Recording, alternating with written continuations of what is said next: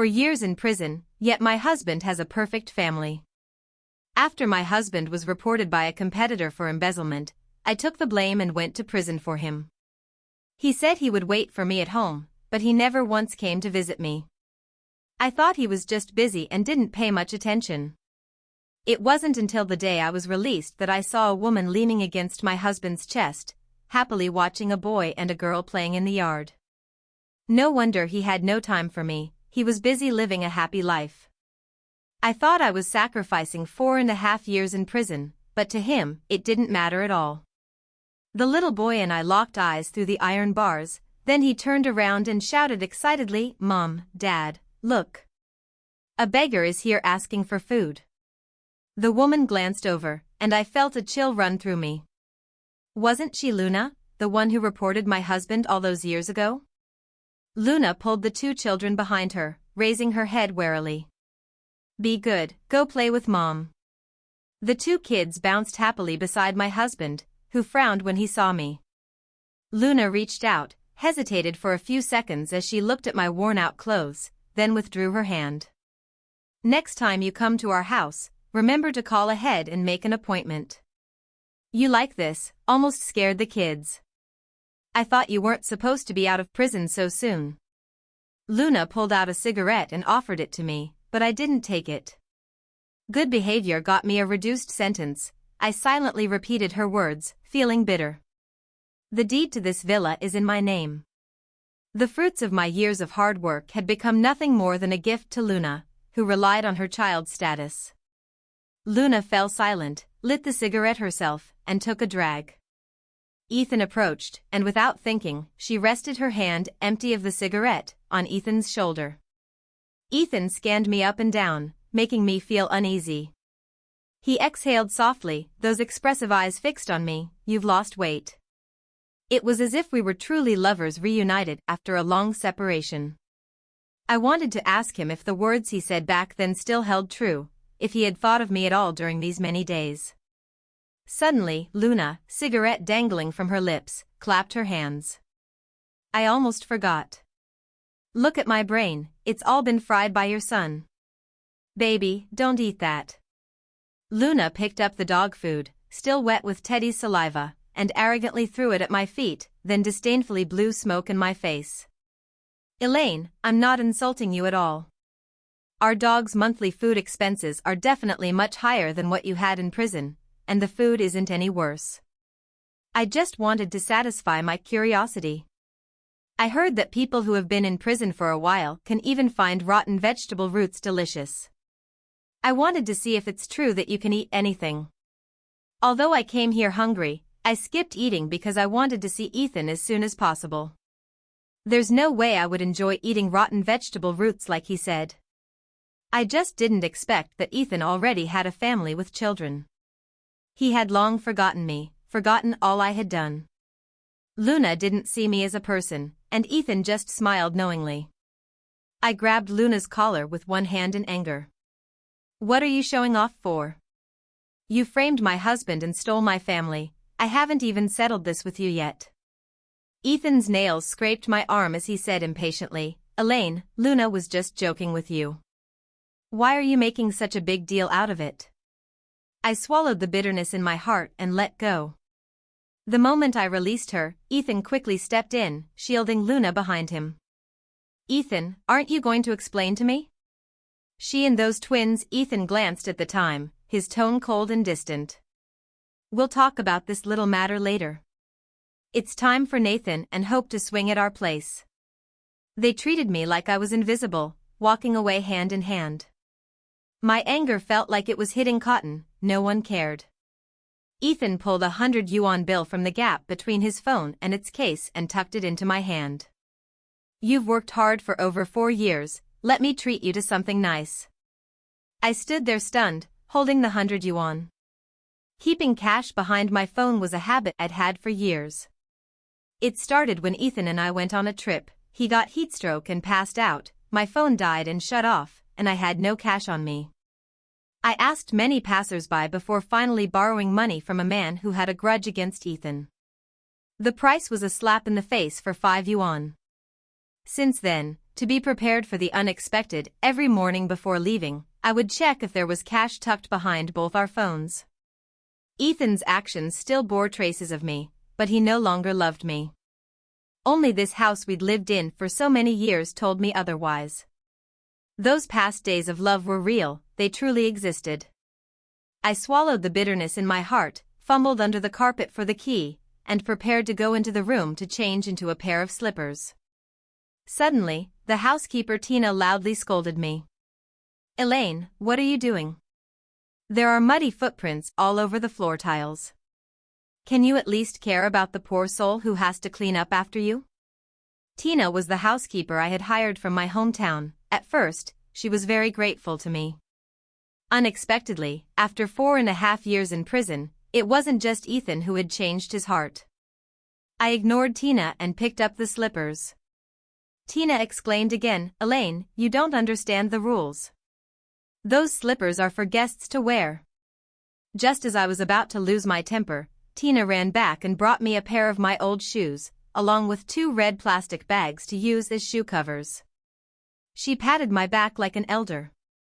"Elaine, don't be mad at me. Whoever pays my salary, I have to follow their orders, right? Your things, Madam has already told me to pack them all into the storage room. Hurry up and take that pile of trash out." I shook my head and went to the storage room. Expensive jewelry and clothes were carelessly piled on the floor, but on the top shelf of the spotless glass cabinet sat a shoebox. I hurriedly took it down with great care, only to see a pair of cloth shoes cut into pieces, the uppers burned through in several places, still marked with ash stains. As I came out holding the shoebox, the warm family of 4 returned.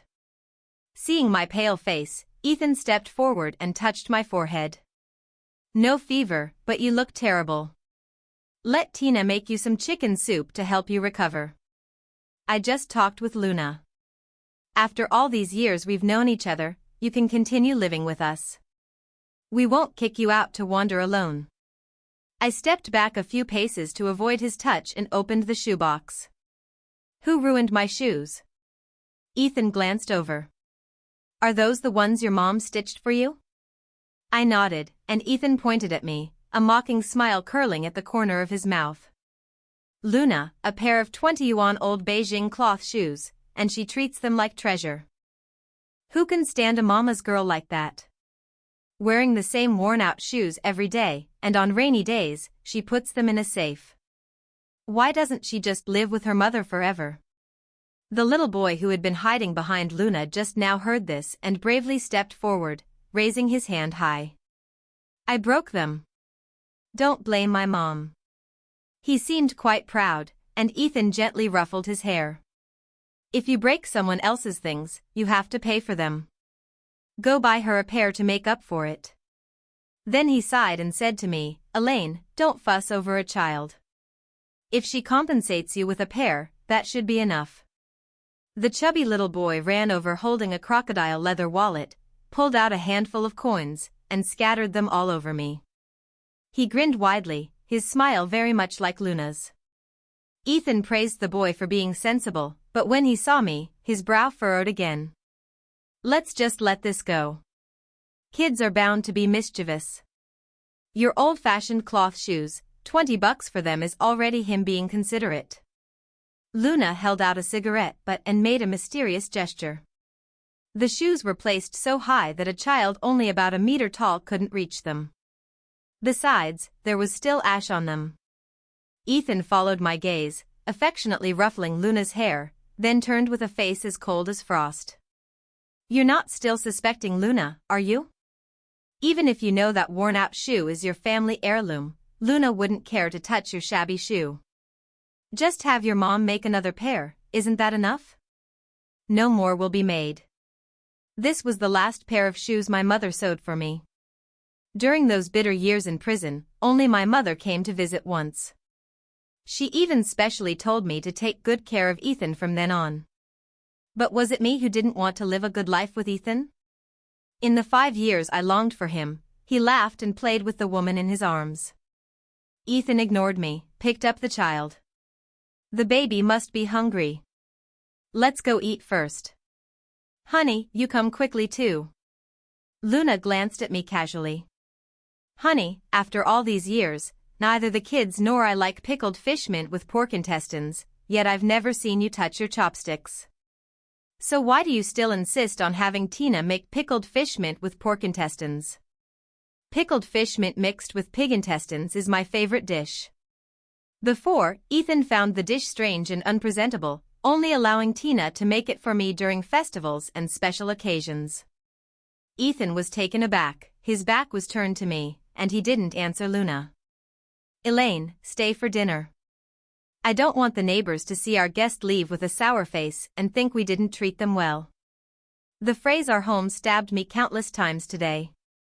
Luna clenched her back teeth, warmly putting her arm around me. Elaine, tonight we drink until we're drunk.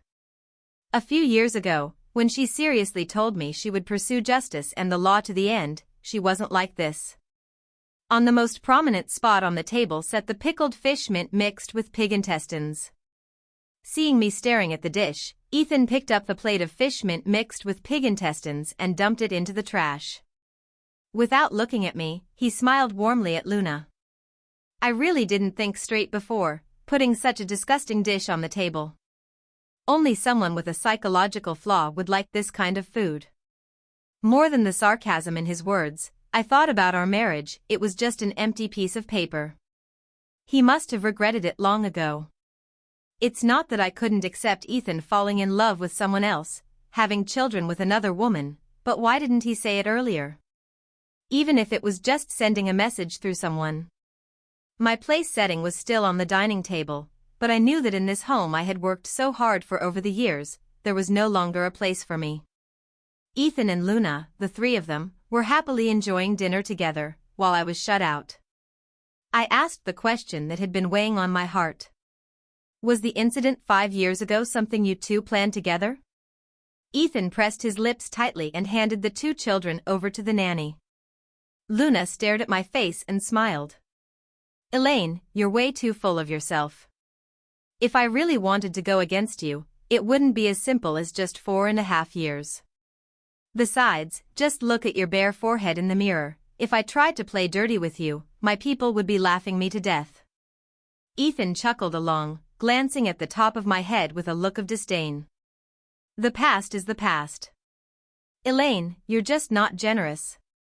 After all these years in the industry, you're at best a nouveau riche. 4.5 years of the same repeated days, can it really be brushed off with a simple "the past is the past"? My hairstyle is exactly the mark they left on me, yet they're laughing so happily. Ethan suddenly grew serious, shooting Luna a displeased look. If you keep laughing, it's going too far. Show some respect for Elaine. I don't think the buzz cut is so bad. He picked up a chicken drumstick and placed it on the plate in front of me. I wiped the chopsticks, which had the little boy's saliva on them, and gently flipped the chicken skin, only to see white maggots crawling on the drumstick. It felt as if the entire universe was urging me to leave, to stop being moved by trivial things. Finally, I made up my mind. Ethan, let's get a divorce.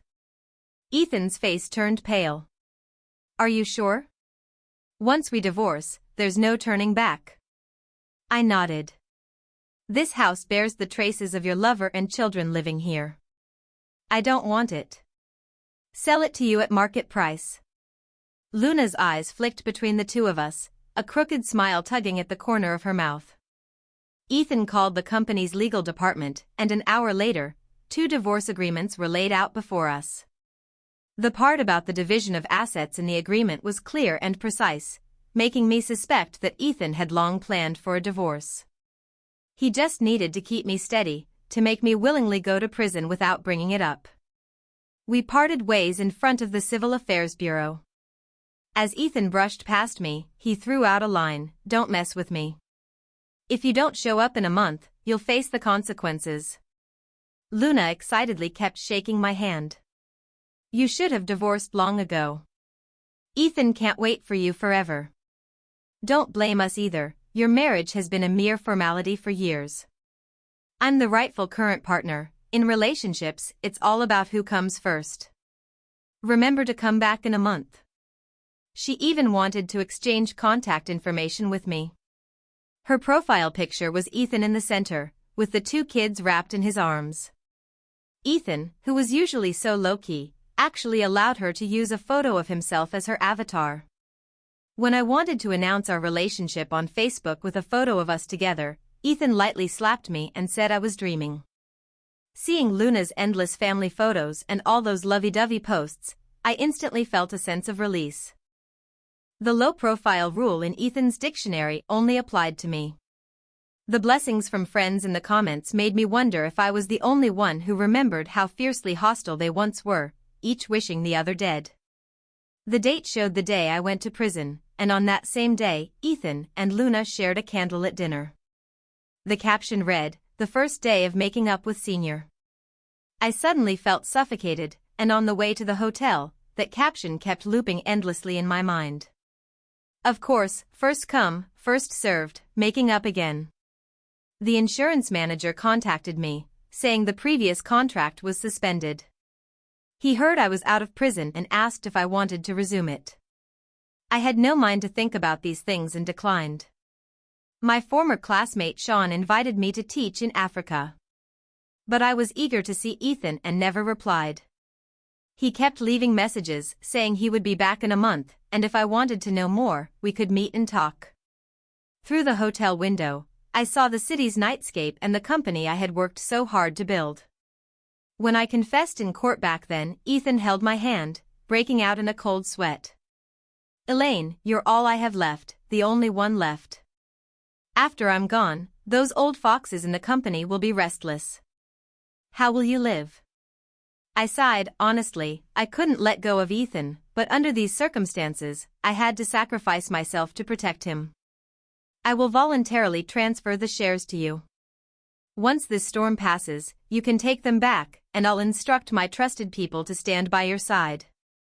As long as we get through these 5 years, we will be reunited." Now, standing downstairs at the company, I couldn't help but pause when I saw the huge oil painting on the first floor. I was once young and naive too, unable to resist announcing to the world when I was with someone. When I married Ethan, following his wishes, we didn't host a banquet for parents or friends. Only the two of us, the priest, and a painter attended the wedding held in a small chapel. The painter we hired, according to my wishes, created a massive wedding portrait. Ethan despised it as the style of a nouveau riche, covering it with a piece of cloth all year round, laying it flat on the ground. The face in the painting, originally mine, had been altered to Luna's and was placed right in the center of the first-floor lobby. Even the traces of my existence must be erased. "Elaine, bless us, won't you? At least he's happy with me, isn't he?" Luna appeared out of nowhere, letting out a deep sigh. "These past few years, he's been alone and struggling. I'm helping him break free from the shadow you cast." She seemed to be subtly blaming me, as if all the responsibility lay with me, while they were the protagonists of a drama, healing each other and overcoming grudges. "Why are you at the company?" Ethan's voice came from behind. Maybe he was worried about gossip if I showed up at work. Unexpectedly, he walked over and stared at my face again and again. "Didn't you listen to me and see a doctor? Why do you still look so bad? Elaine, when will you start taking care of yourself? Why do I always have to worry? You're not allowed to leave now. The private doctor will be here any minute." Instead, a false hope stirred in my heart that he still cared about me. Luna's eyes were dim, quietly covering her wrist as she stared at Ethan. I instinctively turned around, looking at her hand in shock. "Why is your hand rotting?" Luna quickly pulled her hand back and hid it behind her. "It's nothing, Elaine and I were just smoking earlier. Maybe she's in a bad mood since she just got out of prison and accidentally dropped the cigarette. You have to understand Elaine too. She served 2 or 3 years, so it's natural she holds a grudge against us. We have to accept that." She deliberately shortened 4.5 years to 2 or 3, as if 2 or 3 years didn't count as someone's life. Ethan's sharp gaze was judging me. I forced a smile and pointed to the left front. "Ethan, Watching the surveillance for 2 minutes will prove my innocence. Enough. Luna is not the kind of person to play tricks. Elaine, aren't you just holding a grudge because Luna got you sent to prison for a few days? She has been blaming herself all these years, repenting for what she did to you. But you? You only know how to fight over property and demand a divorce. Can't you be a little reasonable? Neither Luna nor I owe you anything. If you want compensation, just tell us. We won't think you're asking for too much. We will do our best to satisfy you. When it comes to money, he always keeps his promises. When our business failed before, he didn't abandon us or run away. He guaranteed that all the loans would be repaid, even selling our grandfather's heirlooms. Ethan's aura of confidence as a superior was even stronger now. I believed his words, hesitated for a moment, then pointed to the oil painting of the wedding photo. I only want this painting. Ethan's brows immediately furrowed, his tone drawn out. Elaine, you're reaching too far. You want to take the photo of me and Luna too? I don't agree. I felt my sincerity trampled on once again. In hindsight, I might as well have asked for money. According to the contract I signed before, after the divorce, I would only have the house where Luna and her 2 children lived. The private doctor entered the company and walked over to me. Ethan held Luna's hand tightly, urgently telling the private doctor, she's going to be fine, she won't die. Check on my wife first, she has dreams of becoming a pianist, and her hands are very important to her. Ethan's eyes were red as he glanced at me sharply. I used to have enough money to earn, and even considered taking the civil service exam, but Ethan never cared about my resume. Ethan, Luna, and the doctor went into the reception room and called in my former confidant, Lawrence, to discuss a compensation plan. Elaine, I don't owe you anything anymore. You voluntarily took the fall for me back then, but since we're married, I don't want you to suffer in vain. Lawrence handed me an invoice, already signed by Ethan himself. According to the monthly compensation of $3,000, minus summer and winter vacations, and various holidays. This former confidant of mine was someone I personally promoted, and he was deeply grateful to me. Now, he seems like a polite stranger. Elaine, Mr. Ethan has already done all he can. You had planned to study abroad back then, so you wouldn't have made much money in the next few years, and you'd even have to spend a lot. But Mr. Ethan insists on giving you 4 years' worth of lost wages. You've actually gotten off quite lightly. The lost opportunity to pursue graduate studies is only worth $3,000 a month, and I'm supposed to be thankful for Ethan's generosity. Lawrence took a call and then tore up the check. Mr. Ethan said the medical expenses for Luna's injury will be deducted from the compensation. I smiled and closed the contract. The contract detailed the compensation I was to receive and the obligations I had to fulfill. I was forbidden from discussing the company, Ethan, or Luna, or else I would have to pay a huge penalty for breach of contract. When I left the company, Ethan was waiting at the door holding a thermos. He coldly handed it to me without a word and drove off without looking back.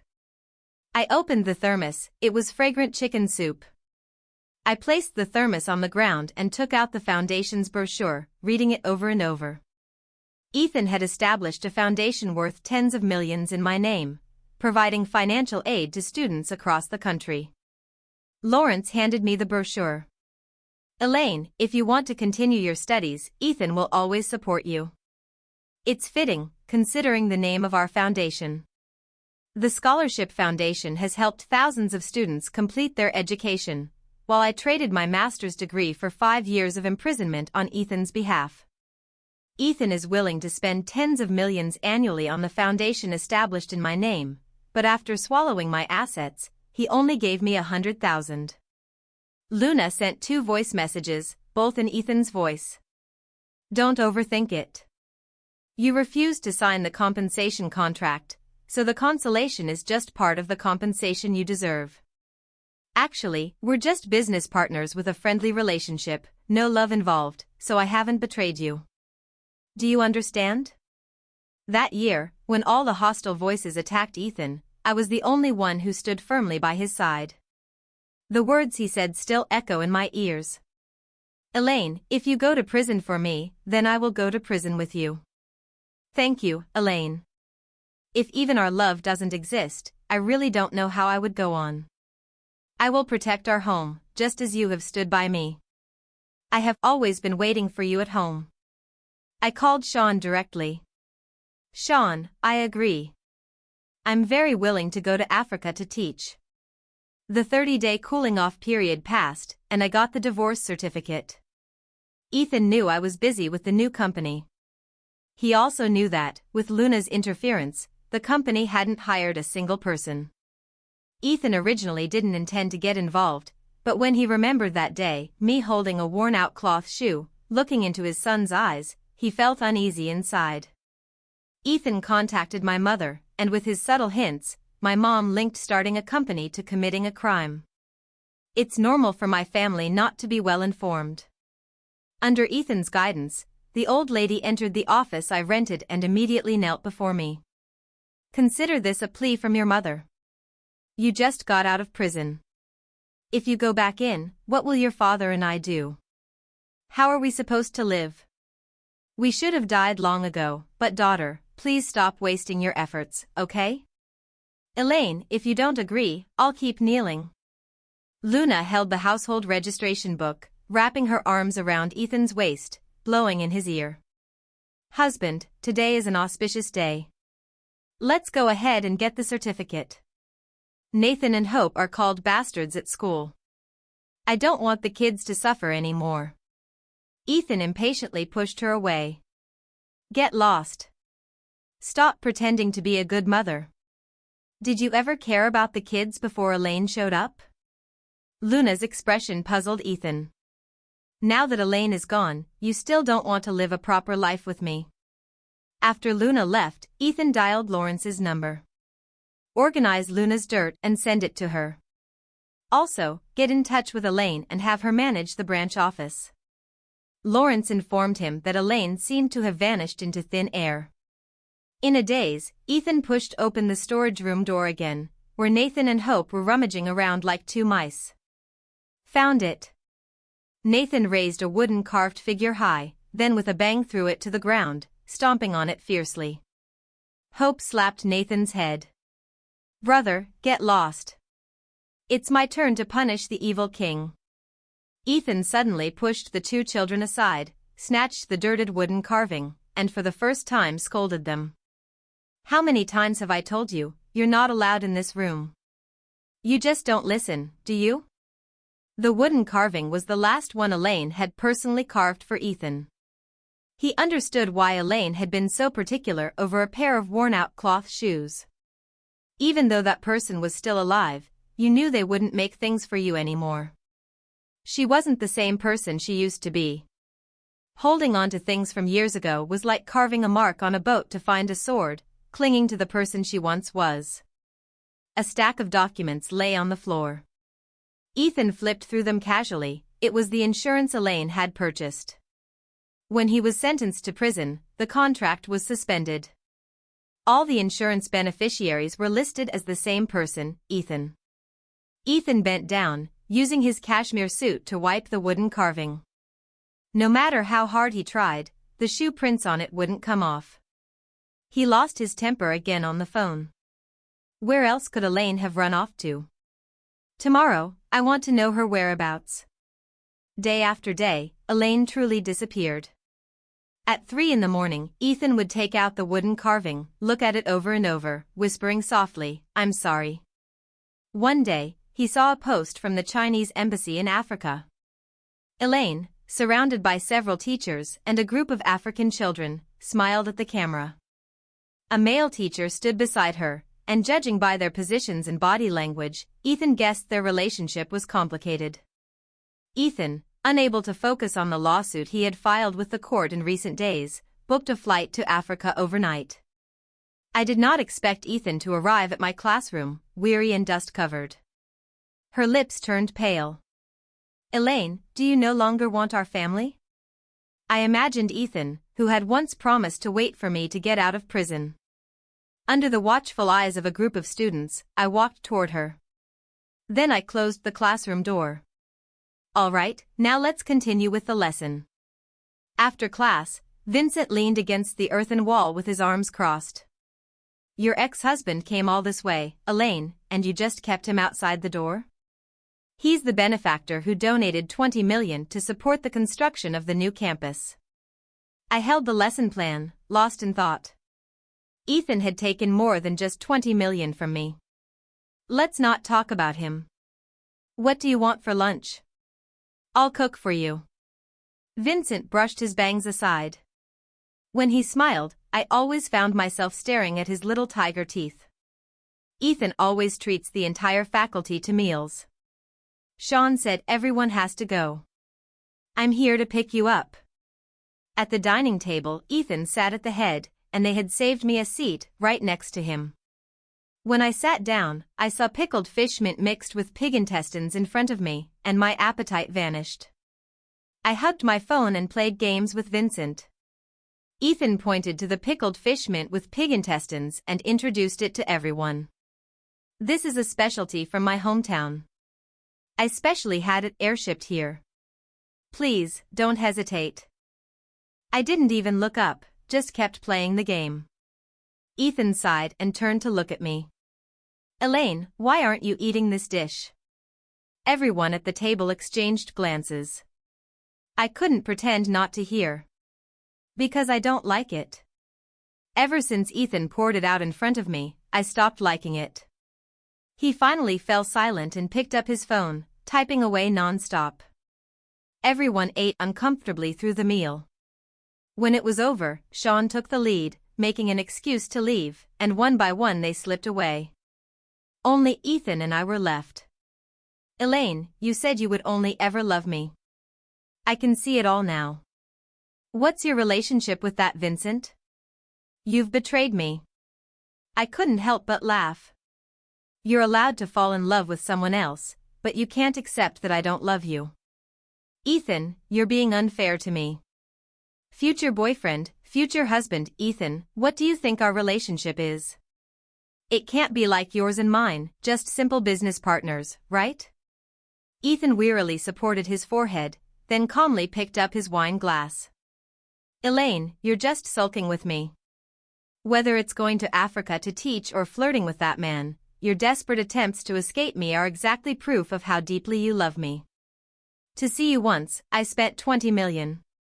This is also giving you a chance. How many Ethans will you meet in your life? Men like Vincent are everywhere, but me approaching you first will only happen this once. I also picked up my glass, poured the wine in, and drank it all in one gulp. Ethan, when you deceived my mother to force me to shut down the company, that was the end of any possibility between us. Do you have to fight me on every front? You left me no way out, ruined my studies, my family, my career. With nowhere to turn, how long do you think I can live off your charity?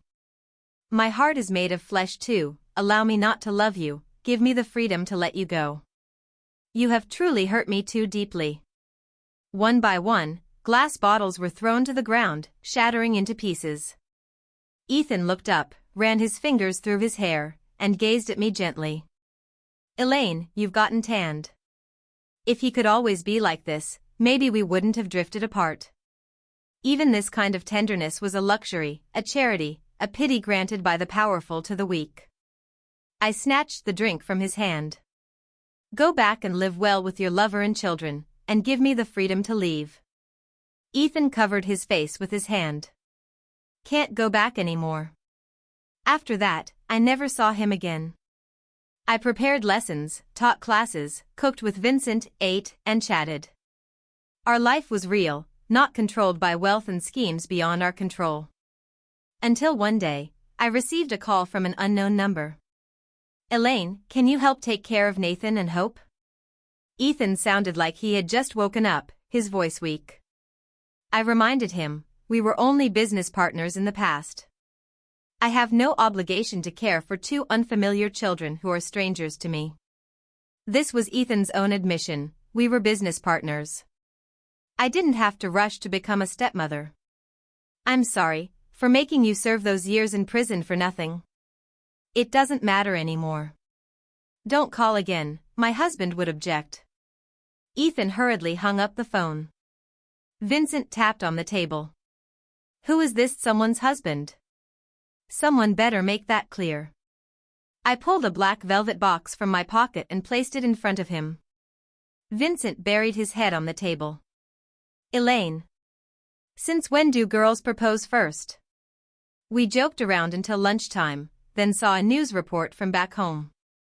Ethan and Luna had reported each other and were each sentenced to 9 years. Vincent and I exchanged glances. Lawrence told me the company was in complete chaos. Ethan had signed the equity transfer documents early, so now that I'm back, I'm the largest shareholder of the company. Stumbling and faltering, the company I founded with my own hands was back in my control. When Lawrence picked me up at the airport, he also told me that as soon as the two of them got in, the 2 children were diagnosed with leukemia again. Luna never put down her cigarette, harming her own flesh and blood. Luna's parents took the 2 children to care for them, but for some unknown reason, the elderly couple sent the children to an orphanage. They told outsiders that the 2 little brats drove the elderly couple to the hospital in shifts, and that the old couple simply couldn't handle the 2 little emperors. All of this was no longer my concern. I took down the company's oil paintings and hired professionals to manage the business for me, while I held Vincent's hand and traveled the world.